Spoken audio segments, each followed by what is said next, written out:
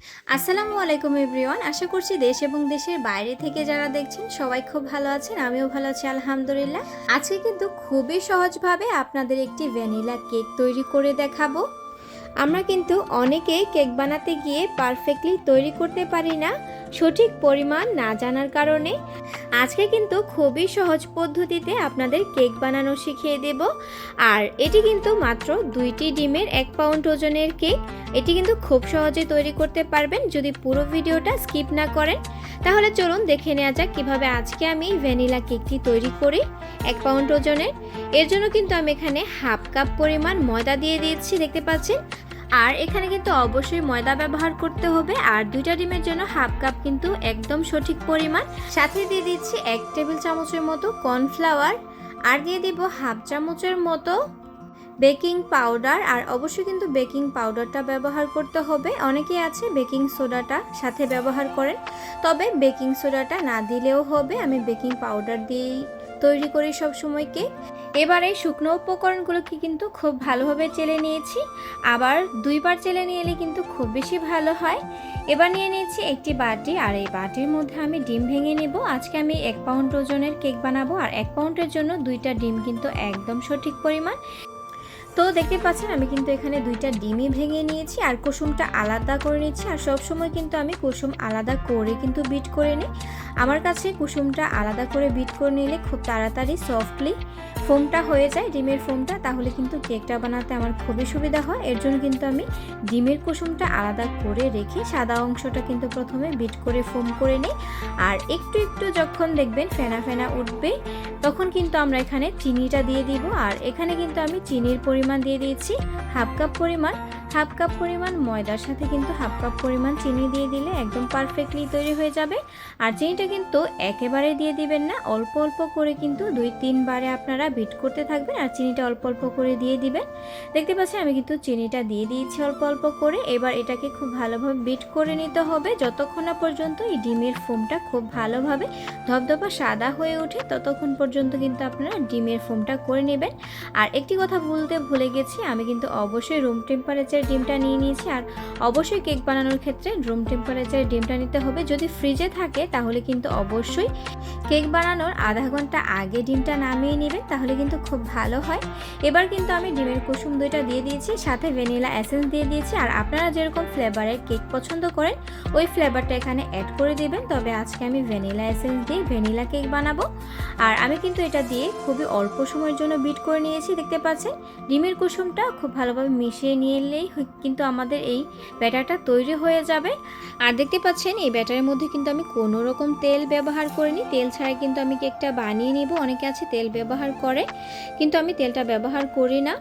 আর এভাবে কিন্তু আমি নিয়ে নিচ্ছি আগে শুকনো উপকরণগুলো চামচ দিয়ে অল্প অল্প করে, হাত দিয়ে কিন্তু অল্প অল্প করে আমি ফোল্ডিং মেথডে ঘুরিয়ে নিচ্ছি। দেখতে পাচ্ছেন কত আস্তে আস্তে আমি এই কাজটি করে নিয়েছি। আর অবশ্যই কিন্তু এই কাজটি খুবই ধীরে সুস্থিতে করতে হবে, তা না হলে কিন্তু আমাদের ডিমের ফোমটা যে এতক্ষণ নাগাদ তৈরি করেছি সেটা কিন্তু নষ্ট হয়ে যাবে। আর ডিমের ফোমটা যদি নষ্ট হয়ে যায় তাহলে কিন্তু আমাদের কেকটাও একদম পারফেক্টলি তৈরি হবে না। এর জন্য খুবই ধীরে সুস্থে কিন্তু এই কাজটি করে নিতে হবে। শুকনো উপকরণগুলো ডিমের এই ফোমটার সাথে খুব ভালোভাবে খুবই আস্তে আস্তে আপনারা এগুলো করে নেবেন, মিশিয়ে নেবেন বলতে পারেন। আর এই শুকনো উপকরণগুলো ডিমের এই লিকুইডটার সাথে মেশাতে প্রায় 7-8 মিনিটের মতো সময় লেগে যায়। আর অবশ্যই কিন্তু এই কাজটি একটু সময় নিয়ে করতে হবে। দেখতে পাচ্ছেন আমি খুবই আস্তে কিন্তু এই কাজটি করে নিয়েছি। আর ভিডিওটি বড় হয়ে যাবে, এর জন্য কিন্তু একটু ভিডিওর স্পিডটা বাড়িয়ে আপনাদের দেখিয়ে দিচ্ছি। আর এটি কিন্তু খুবই আস্তে ধীরে করতে হবে। দেখতে পাচ্ছেন আমাদের এখানে শুকনো উপকরণগুলো মেশানো কমপ্লিট।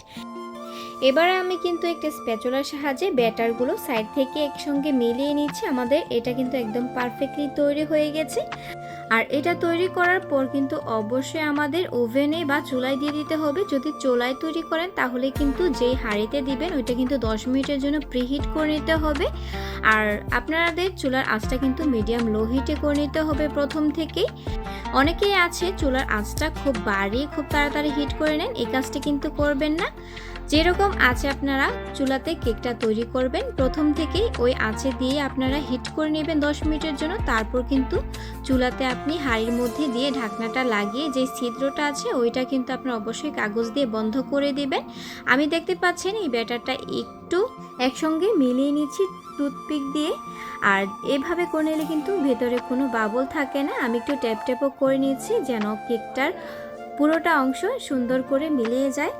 আমি কিন্তু আজকের কেকটি ওভেনে তৈরি করব, আর ওভেনে তৈরি করার জন্য কিন্তু আমি 10 মিনিটের জন্য প্রিহিট করে নিয়েছিলাম।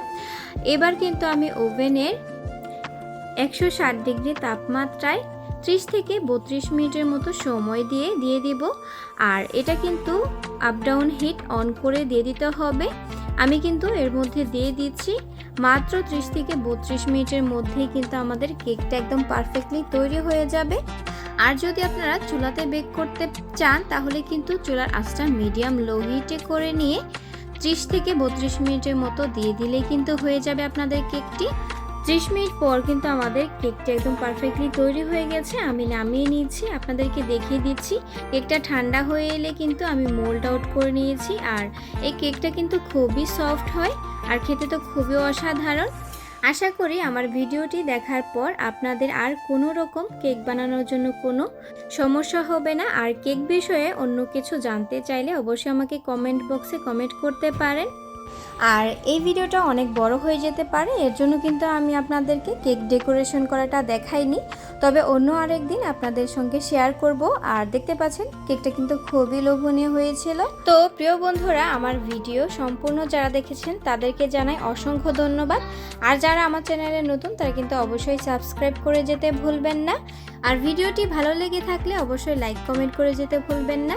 আপনাদের একটি লাইক কিন্তু আমাকে এগিয়ে নিয়ে যেতে অনেক সাহায্য করবে, আর আপনাদের সুন্দর একটি কমেন্ট আমাকে পরবর্তী ভিডিও বানাতে অনেক উৎসাহ জাগায়। তো অবশ্যই লাইক কমেন্ট করে যাবেন। দেখা হবে অন্য কোনো দিন অন্য আরেকটি নতুন রেসিপি নিয়ে। আমি বিদায় নিচ্ছি, সুরমি ইসলাম। আসসালামু আলাইকুম, আল্লাহ হাফিজ।